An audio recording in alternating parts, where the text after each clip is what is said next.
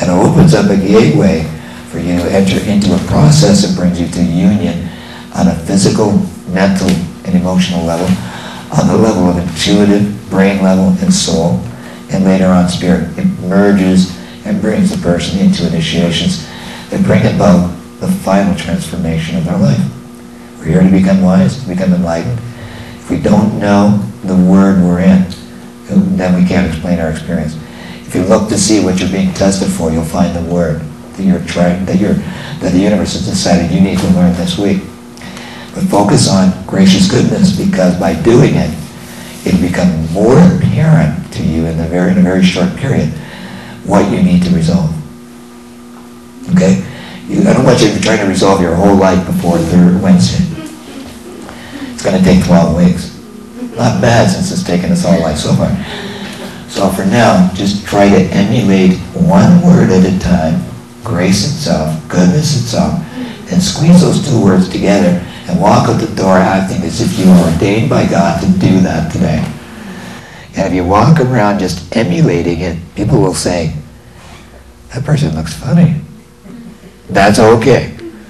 And they say, you look like you're practicing being one of those spiritual nuts. Just say, yeah, it's a good thing I'm feeling decent, or boy, you'd get it. Have a sense of humor, you won't lose anything. Maintain your state of heart. It's the most important thing to you. The reason we are having all these problems is that we're so immutable. Every time we think something, we have a different picture in our mind, a different feeling, and we change into that state. So if you want to stop all these states and understand them all, and read them in others, then you have to start with one you can keep. Keep one mood all day as much as possible. It'll be hard, but once you do, you'll start seeing what I'm saying. You seem to understand what I'm saying. You've been practicing this. No? How come you know it then? Because it's innate. Yeah. Right on, okay. The truth body is the still, quiet, immovable, incorruptible self. Got the word incorruptible? Okay. The immeasurable body is the beatitude body. It's a body of reflection. It reflects all the attributes, all the sentiments, all the sensitivities of the female presence in our life. The mother of life, our soul, all right? Now the Christ body is the emulated body. That's also the heart and the head. But as I said, in order to achieve that, you have to have, first of all, unconditional love at heart, and then meditate on unconditional acceptance. When there's unconditional acceptance in mind for the unenlightened, and unconditional love at heart, it'll turn into gracious peace. So you're the spirit of acceptance from now on, right? No judgment. You know, it's going to be like 3 months of no one, everybody in one circle, one room, no one judges anybody. I happen to live with a few people I have had that experience with for the last 15 years. It is unbelievable. We have reporters come into the building, we have other people visit, and they can't get over. They go, what is it with you guys? Nobody ever gets pissed off. Nobody's ever angry.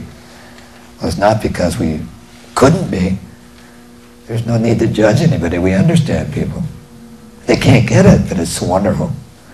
It's so nice. If you have it in a relationship, then you have love. It'll be nice to see everybody have that together here. Yay? Yes. Okay. I don't want to force anybody. This is a gradual process of trust. Because, well, as much as you would be willing to trust, how trustworthy are you? Right? But one of the things we can do is take a person that's sitting next to you for a minute and just turn towards them. Anyone you choose, just pick somebody. Okay? And look them right in the eye. Anyone you choose. You got somebody? Okay, maybe sit next to them so you can get a good look at them. Now, you can practice this at home if you're married to this person you're looking at, or you're seeing them. If you have a relationship, you definitely are going to want to do this at another time. But any time you sit and you look at someone and you stare at them and you watch for one thing, you look to see how often they go in and out of their mind. Talk to them and develop trust.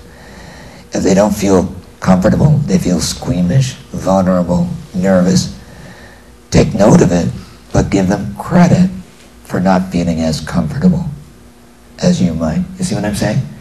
Developing trust between each other means accepting whatever you're now seeing in that person.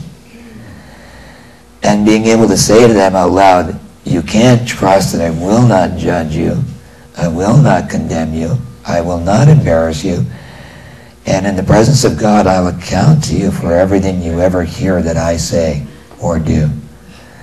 And keep looking at that person to get a good eye print, because your brain will pick up on them, and the next time you see them, you'll be able to determine whether or not they're being honest with you.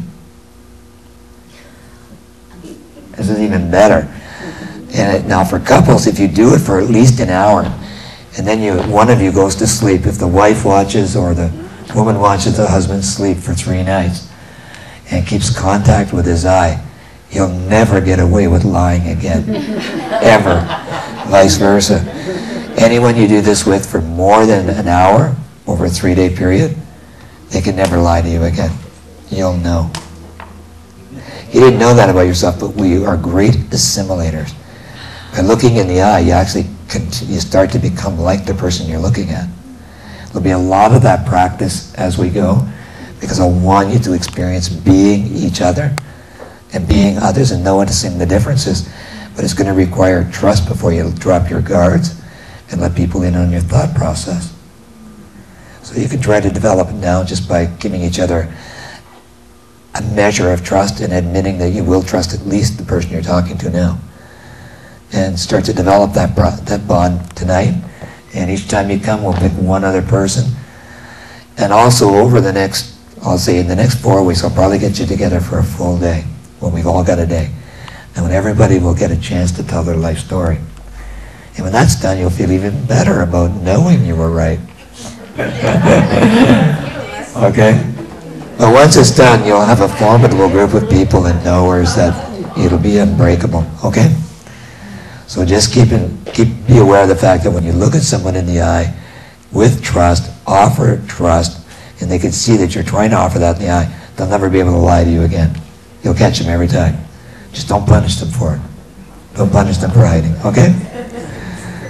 We'll leave it with you, and we'll see you on Wednesday. I hope you enjoyed tonight.